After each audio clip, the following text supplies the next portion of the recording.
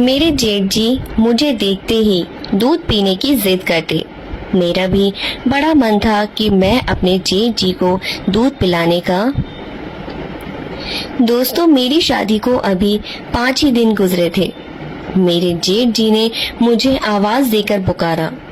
मेरे ससुराल में सास और जेठ जी ही रहते थे और मेरे पति ने शादी की रात ही मुझे खास तौर पर कहा था कि मेरे भाई का ध्यान अब तुम्हें ही रखना है, क्योंकि उनकी पत्नी की शादी के 1 महीने बाद ही देहांत हो गया था, तो उनकी हालत ठीक नहीं है, तो उसका तुम्हें ही ध्यान रखना है। और उनको गुस्सा बहुत आता है। उसे कभी भी किसी भी बात से इनकार मत करना, वह गुस्से में पागल हो जाते हैं। और मेरे पति भी उनको अपने पापा की तरह ही ख्याल रखते थे, मानते थे। उनके एक बार बुलाने पर वो तुरंत सब कुछ छोड़ के भाग के उनके पास जाते थे। 3 दिन से मैं भी यही देख रही थी। चौथा दिन था कि जब सुबह ही सुबह रवि ने मुझसे कहा कि आज हम मूवी देखने जाएंगे। मैं भी बहुत खुश थी, लेकिन उस वक्त मेरे जेठ जी ने रवि को पुकारा था, तो फौरन से कमरे से वो बाहर चले गए। बाहर से मुझे अपने जेठ के चीखने चिल्लाने की आवाज आ रही थी। कह रहे थे कि 3 दिन शादी के हंगामे में गुजर गए। तुम्हें एहसास भी है कि दुकान 3 दिन से बंद होने की वजह से कितना नुकसान हो रहा है, और आज फिर तुम अब छुट्टी करके बैठ गए। अभी के अभी दुकान पहुंच और सारे के सारे वर्कर के सर पर खड़े हो, ताकि वह ठीक से काम करें। तुम्हारी शादी मैंने इसीलिए नहीं की कि तुम कमरे में ही घुसकर बैठे रहो, और अपनी पत्नी से भी कह दो कि किचन की जिम्मेदारी संभाल ले। यहाँ कोई और औरत नहीं है जो उसके नखरे उठाएगी। ये सुनकर मुझे बहुत गुस्सा आया, लेकिन रवि ने मुझे प्यार से मोहब्बत से यही समझाया था कि भैया की बात का बुरा मत मानना। 4 दिन तो मैं इसी सोच में उलझी रही कि जेठ जी का मिजाज आखिर ऐसा क्यों है। लेकिन आज जो शोर शराबा मेरे जेठ जी ने मचाया था, तो मैं बहुत ही ज्यादा घबरा के रह गई थी। रवि जब कमरे में दाखिल हुए तो उनका चेहरा उतरा हुआ था। कहने लगे कि माफी चाहता हूँ, मुझे दुकान जाना पड़ेगा। मैंने कहा कोई बात नहीं, काम पहले है, मूवी हम फिर कभी और चले जाएंगे। रवि तो अपनी दुकान पर चले गए थे। मैं किचन में खाना बनाने लगी और घर के सारे काम भी मुझे करने पड़े, और थक हार कर अब मैं अपने कमरे में आराम करने के लिए जाने लगी तो मेरे जेठ जी ने मुझे आवाज दी। वह अपने कमरे में बैठे थे। मैंने सर पर अच्छी तरह से दुपट्टा लिया। जब मैं अपने जेठ जी के कमरे में गई तो मैंने पूछा, हाँ जी, कुछ चाहिए था आपको? उन्होंने मुझे सर से पांव तक बड़े गौर से देखा, फिर बड़े अजीब अंदाज में अपने सूखे होठों पर जवान फेर कर कहने लगे, दूध पीना है। ये सुनकर मुझे सबसे पहले अपने दुपट्टे का ख्याल आया था, क्योंकि मेरे सीने से दुपट्टा सरक चुका था। मैंने फौरन अपना दुपट्टा सही किया और कमरे से बाहर आ गई। अपने जेठ की ये हरकत अजीब लगी मुझे। मैं फौरन ही किचन में आ गई। मेरा दिल जोर जोर से धड़क रहा था। मुझे बड़ा अजीब सा लग रहा था। मैंने दूध का गिलास भर के अपने जेठ जी के कमरे में आ गई और टेबल पर दूध का गिलास रख दिया। इससे पहले कि मैं कमरे से बाहर जाती, जेठ जी कहने लगे कि थोड़ी देर मेरे पास बैठा करो, बात कर लिया करो। घर में अब तुम्हारे अलावा तो कोई होता नहीं है, और मैं बड़े दिनों से अकेला था और अकेला ही बैठकर बोर हो जाता हूँ। ये सुनकर मैं परेशान सी हो गई थी। मैं जेठ जी के साथ बेड के किनारे पर ही बैठ गई। वो मुझे इधर उधर की बातें करने लगे, लेकिन जैसे ही उन्होंने दूध का गिलास पकड़कर मुंह में लगाया तो फौरन उसे पीछे हटा लिया। कहने लगे, इतना गर्म दूध ये मैं नहीं पी सकता, मुझे तो ठंडा दूध पसंद है। ये कहते हुए फिर उनकी नजरें मेरे चेहरे से होते हुए मेरे पूरे बदन पर सफर करने लगती। उनकी नजरों में न जाने ऐसा क्या था कि मैं उलझन का शिकार होने लगी थी। वैसे तो 3 दिन से मेरे जेठ जी बड़े ही गुस्से में बात कर रहे थे जब रवि घर में होता था, लेकिन आज तो उनका लिहाजा बड़ा ही धीमा लग रहा था कि वह मेरे वही जेठ जी हैं जो 3 दिन से रवि को चिल्ला चिल्ला कर बुला रहे थे और गुस्से से रवि से बातें कर रहे थे, डांट रहे थे। मैंने दूध को पतीली में डालकर जरा ठंडा किया, फिर गिलास में डालकर अपने जेठ के पास ले गई। जैसे ही मैंने गिलास उनके आगे बढ़ाया, उन्होंने गिलास के साथ मेरा हाथ भी थाम लिया। मुझे तो जैसे पूरे बदन में करंट सा लगा था। मैंने फौरन घबराकर अपना हाथ पीछे करना चाहा तो उन्होंने मेरा हाथ छोड़ दिया। मैं कमरे से बाहर जाने लगी तो वो कहने लगे कि अरे बाहर कहाँ जा रही है, यहाँ बैठना मेरे पास, मुझसे बात किया करो। यह तन्हाई का सांप तो मुझे अब और भी ज्यादा डसने लगा है। ये सुनकर जेठ जी ने ठंडी आह भरी। मुझे अब और भी ज्यादा अजीब सा लग रहा था। मुझे तो उनकी बातें सुनकर अजीब सा महसूस होने लगा था। फिर जेठ जी कहने लगे, तुमने शादी के अगले दिन जो हलवा बनाया था वही वाला हलवा आज बना देना। मैंने सोचा यह फरमाइश तो रवि को मुझसे करनी चाहिए थी कि मेरे जेठ जी को। अब तो मेरे जेठ ने रोज का तमाशा ही पकड़ लिया था। अब रवि दुकान जाते, मेरे जेठ मुझे अपने कमरे में बुला लेते, मुझे अजीब नजरों से देखते, बार बार अपने सूखे होठों पर जबान फिराने लगते, फिर कहते कि मुझे दूध पीना है, मुझे दूध दो। मैं दूध का गिलास देकर जाने लगती तो मेरा हाथ पकड़ लेते, कहते मेरे पास बैठकर मुझसे बातें किया करो। मैं भला क्या बातें कर सकती थी उनसे। मैं काम के बहाने बनाकर निकलने लगती कि मुझे खाना बनाना है, बर्तन धोने हैं। असल में मुझे ये सब अच्छा नहीं लगता था। अब मेरा दिल बेचैन सा होने लगा था। सोच रही थी मुझे रवि से बात करनी चाहिए, लेकिन कैसे करती। वह तो अपने भैया से कांपता था, एक शब्द तक नहीं बोलता था, सर झुकाए ही जी हाँ कहता रहता था। एक दिन मैं घर का काम कर रही थी कि मेरे जेठ अचानक से आ गए और मुझे पीछे से पकड़ लिया और झटके से दीवार से लगा दिया और फिर जो कुछ मेरे साथ किया, मैं अपनी इज्जत बचाकर अपने कमरे में चली गई। अपने कमरे का दरवाजा भी बंद कर दिया, कुंडी लगा दी। बेचैनी मुझ पर बुरी तरह से सवार थी। मेरा शरीर पूरी तरीके से कांप रहा था। मैं सोच भी नहीं सकती थी कि मेरा जेठ मेरे साथ ऐसा भी हरकत कर सकता है। मेरी आंखों से आंसू बहने लगे थे। मैं सोच चुकी थी कि मैं रवि से इस बारे में बात जरूर करूंगी।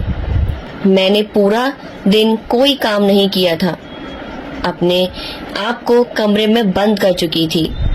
कई बार मेरा जेठ मेरे कमरे का दरवाजा खटखटा चुका था कि उसे भूख लगी है, मैं उसे खाना दूं, लेकिन मैंने उसे कुछ नहीं दिया। मेरी जगह कोई और भी होता तो यही सब कुछ वो करता जो मैंने किया था। रात को मेरा दरवाजा जोर से खटकाया गया था। रवि थे, कहने लगे, कविता दरवाजा खोलो, ये क्या बदतमीजी है, क्यों तुम सुबह से दरवाजा बंद किए हो, कमरे में बैठी हो। रवि की आवाज सुनकर ही मैंने दरवाजा खोला था। जैसे ही मैंने दरवाजा खोला तो दोनों भाई मुझे गुस्से से देख रहे थे। कहने लगे, तुम जरा भी एहसास और शर्म नहीं है, मेरा भाई सुबह से भूखा बैठा हुआ है और तुमने इन्हें रोटी तक नहीं दी। इन्हें शुगर की बीमारी है, अगर इनकी तबीयत खराब हो जाती तो इसकी जिम्मेदार कौन होता। मैंने कहा कि मैं उनकी जिम्मेदारी नहीं संभाल सकती, बेहतर है कि आप कोई और इंतजाम कर लीजिए। मेरा यह कहना था कि रवि गुस्से से भड़क उठा। कहने लगे, ये क्या बदतमीजी है। पीछे से मेरे जेठ जी कहने लगे, देख रहे हो तुम, अभी 7 दिन नहीं हुए और इसने अपने रंग भी दिखाने शुरू कर दिए हैं।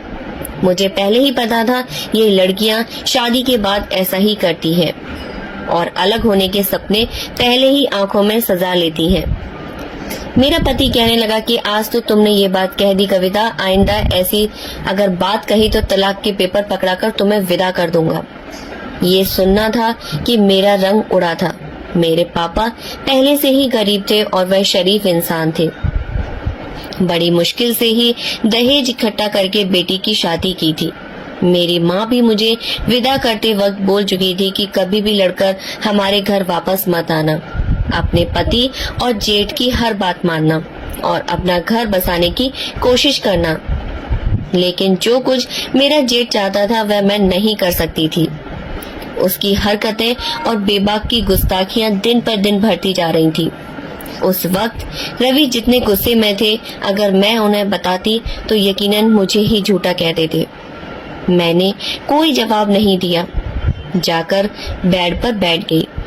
मेरे जेठ कहने लगे, रवि इसको आखिरी बार समझा दो, इसका दिमाग सही कर दो, वरना मैं इसकी माँ से जाकर बात करूंगा। उसके बाप से कहूंगा कि संभालो अपनी बेटी को। यह कहकर वे गुस्से से वहां से चले गए। मैंने एक गुस्सा भरी नजर अपने जेठ पर डाली थी। रवि कहने लगे कि क्या प्रॉब्लम है तुम्हारे साथ? तुम्हारे सर पर कौन सा बोझ है जो तुमसे संभाला नहीं जाता? अरे मेरा एक ही तो भाई है, एक ही तो माँ है, ना कोई बहन है, ना कोई ऐसी बड़ी फैमिली है। तो लड़कियां ख्वाहिश करती ही हैं जहाँ उनके सर पर कोई जिम्मेदारी ना हो। मैंने कहा कि काश कि मेरी सास और देवर नंद होते तो आज मैं जिस हाल से गुजर रही हूँ उस हाल से ना गुजरती। वो मुझे गुस्से से देखने लगे और कहने लगे, ऐसे कौन से मसला पैदा हो गए हैं? मेरे भाई ने तुमसे सिर्फ 2 वक्त की रोटी ही तो देनी पड़ती है, वह भी अगर तुम्हें बोझ लग रही है तो देखो अपने घर में झगड़ा फसाद नहीं किया जाता। दुकान से थका हारा आता हूँ और आते ही यह सब कुछ नहीं देख सकता। मुझे सुकून चाहिए। मैंने शादी सुकून हासिल करने के लिए की है, ना कि ये फसाद झगड़ा देखने के लिए। मैंने कहा कि रवि ऐसा करो, अपने भैया की भी शादी करवा दो। यह कहना था मेरा कि एक जोरदार थप्पड़ रवि ने मेरे मुंह पर मारा। कहने लगे, शर्म नहीं आती तुम्हें ऐसी बातें करते हुए? बड़े भाई की इस उम्र में शादी होगी, क्या मेरे भाई को 2 रोटियां भी तुम नहीं दे सकती? मेरे भाई की 2 रोटियां तुम पर इतनी बोझ बन गई हैं जो तुम्हें पकाना भी भारी पड़ रहा है। मैंने कहा, तुम मेरी बात नहीं समझ रहे हो। वह कहने लगे, यह कौन सी बात है जिसे मैं समझूं? बेतुकी सी बात है। मेरे भाई की उम्र 50 साल है, कब्र में पांव है, शुगर ब्लड प्रेशर के मरीज हैं और तुम चाहती हो इस उम्र में मेरा भाई एक औरत की जिम्मेदारी संभाले? मैं उन्हें अब क्या बताती कि उनके भाई ने अपने ही भाई की पत्नी पर नजर रखे हुए हैं। मैंने कहा कि आप शादी करवा दें, मैं आपके भाई और भाभी दोनों को संभाल लूंगी। मेरी बात पर वह अजीब सी हंसी हंसने लगे और कहने लगे कि एक मेरे भाई की तो रोटियां तुमसे पकाई नहीं जा रही हैं और तुम मेरी भाभी को भी संभाल लोगी। देखो ये घर और दुकान सब मेरे भाई के नाम है। अगर कोई उनकी पत्नी की हैसियत से आ गई तो सब कुछ अपने कब्जे में ले लेगी, मुझे और तुम्हें धक्के मारकर निकाल देगी इस घर से। भैया के गुस्से से तुम अच्छी तरीके से वाकिफ हो। जब वो गुस्से में आते हैं तो किसी का लिहाज नहीं करते। मैं भी चुपचाप भैया की सुनता हूँ। अब दोबारा से भैया की शादी का नाम मत लेना। ये कहकर वह कमरे से बाहर निकल गए। अब मैं सोच में पड़ गई थी कि मुझे क्या करना चाहिए। मैं अपने जेठ की इस तरह की हरकतें बर्दाश्त नहीं कर सकती थी और मैं अब अपने घर वापस नहीं जा सकती थी और अपने घर जाने का मतलब था कि मैं अपना घर बर्बाद कर बैठती। हम लड़कियां भी कितनी मजबूर होती हैं, अपना घर बसाने के लिए क्या कुछ हमें बर्दाश्त करना पड़ता है। अब मैं तलाक ले लेती तो दोबारा मेरी शादी का सवाल ही पैदा नहीं होता था। अगर मैं तलाकशुदा हो जाती तो मेरे माँ बाप जीते जी मर जाते। फिर मेरे जेठ ने मुझे आवाज दी। मैं बड़ी मजबूरी में और बेबसी में उनके कमरे तक गई। मुझे देखकर वह अजीब सी हंसने लगा। तुम क्या समझती थी कि रवि तुम्हारी बात सुनेगा? अब सुनो, अगर तुम चाहती हो कि तुम्हारी जिंदगी आसान हो तो तुम वही करोगी जो मैं तुमसे कहूँगा। मैं बेहद परेशान होकर रह गई थी। कहने लगे, जाओ जाकर मेरे लिए दूध लेकर आओ। ये सुनकर मेरा जी चाहता था कि मैं अपने आप को खत्म कर लूं। ऐसी गंदी और बेइज्जती भरी जिंदगी मुझे अब बर्दाश्त नहीं हो रही थी। मैं अब यही करती थी कि खाना अपने जेठ के कमरे में पहुंचाकर फौरन बाहर आ जाती थी। ना उनके पास बैठती थी, ना ही उनसे बातें करती थी। ज्यादातर वक्त मैं अब अपने कमरे में ही गुजारने लगी थी। एक दिन तो हद ही हो गई। मेरे जेठ जी ने रवि का भी लिहाज नहीं किया। रात को खाना खा रहे थे। मैंने अपने जेठ की फरमाइश पर पनीर और पूरी बनाई थी। खाना खाते हुए कहने लगे, आज तो बहू ने मेरा दिल खुश कर दिया। बहुत मजे का खाना बनाया है। रवि ये सुनकर मुस्कुराने लगे, मुझे गर्व भरी निगाहों से देखने लगे, लेकिन मुझे जरा भी खुशी नहीं हुई थी। फिर जेब से मेरे जेठ ने एक लिफाफा निकाला और मेरे तक बढ़ाया और कहने लगे, ये लो तुम्हारा इनाम है, इसे रख लो। मैंने इनकार कर दिया। मैंने कहा, मैं अपना फर्ज निभा रही हूँ। रवि मुझे घूरने लगा और कहने लगे, भैया अपनी खुशी से दे रहे हैं, इनकार नहीं करते, रख लो। ना चाहते हुए भी मैंने वो लिफाफा पकड़ लिया और जब मैंने वो लिफाफा खोला तो इसमें 5,000 रुपए रखे थे। फिर मैं जैसे ही खड़ी हुई तो मेरे जेठ भी खड़े हो गए और मेरी तरफ बढ़कर मुझे अपने गले लगा लिया और मेरे माथे पर चूम लिया। मैं तो यूं ही थी कि जैसे कि पत्थर की मूर्ति बन गई थी। कहने लगे कि ऐसे ही रहोगी तो बहुत जल्दी मेरे दिल में जगह बना लोगी। ये कहकर वो अपने कमरे में चले गए। मैं रवि को देख रही थी, जिसके चेहरे पर कोई भी असर नहीं था, लेकिन ये चीज मुझे बहुत ज्यादा बुरी लगी थी। मैंने कहा कि भैया का यह कौन सा तरीका है? मैं उनकी सगी बेटी नहीं हूँ। उनको चाहिए मुझसे दूरी बनाकर रखे बात किया करें। उनका क्या हक बनता है कि मुझे अपने सीने से लगाने का? ईश्वर ने भी तो एक उम्र के बाद बाप और बेटी को भी दूर रखने के लिए कहा है। रवि मेरी इस बात पर भड़क गए और उठे। कहने लगे, तुम इतनी छोटी सोच की मालिक हो सकती हो, मैंने कभी नहीं सोचा था। मेरा भाई तुम्हें अपनी बेटी समझता है। क्या हुआ जो उसने तुम्हें जरा सा हाथ लगा दिया, तुम्हारे सर पर प्यार कर लिया। अजीब लड़की हो तुम। बजाय इसके कि भैया के दिल में जगह बनाओ, तुम हर बात पर ऐतराज करती हो। वह धीमे लहजे में मुझे घूर कर बोल रहे थे। कहने लगे कि शुक्र करो कि भैया ने ये बातें नहीं सुन ली, वरना बहुत ही मुसीबत बढ़ जाती मेरे लिए। फिर रवि ने मुझे उंगली उठाकर चेतावनी देते हुए कहने लगे, मैं तुम्हें आखिरी बार समझा रहा हूँ कविता, अपना रवैया भैया के साथ ठीक करो। मैं रोने लगी। मैंने रवि से कहा, मेरी बर्दाश्त की हद अब खत्म हो चुकी है, ऐसा करो मुझे मार दो। फिर मैं अंदर चली गई। अगले दिन जेठ जी ने मुझे बुलाया और बोले कि मेरी कमर में दर्द हो रहा है, थोड़ा बाम लगा दो। मैं तो डर गई कि अब क्या होने वाला है। फिर मैं बाम लगाने लगी। अब जैसे ही मैंने बाम लगाना शुरू किया, जेठ जी ने आवाज निकालना शुरू कर दिया और उन्होंने मुझे पकड़ लिया और बोले, आज मुझे मत रोकना, आज मुझे तुम्हारे साथ गेम खेल लेने दो। मुझे समझ नहीं आ रहा था कि क्या करूं। फिर उन्होंने वो सब कुछ किया जो एक पति पत्नी के बीच होता है, और अब जब उनका मन करता तो वो मुझे अपने कमरे में बुला लेते और गेम खेलने लगते। दोस्तों, तो ये थी आज की हमारी कहानी। अगर आपको अच्छी लगी हो तो कमेंट करके बताइएगा। साथ ही साथ हमारी कहानी को लाइक कीजिए, ज्यादा से ज्यादा शेयर कीजिए और चैनल को भी सब्सक्राइब कीजिए। तो दोस्तों, मिलते हैं आपसे एक नई वीडियो में एक नई कहानी के साथ। धन्यवाद दोस्तों।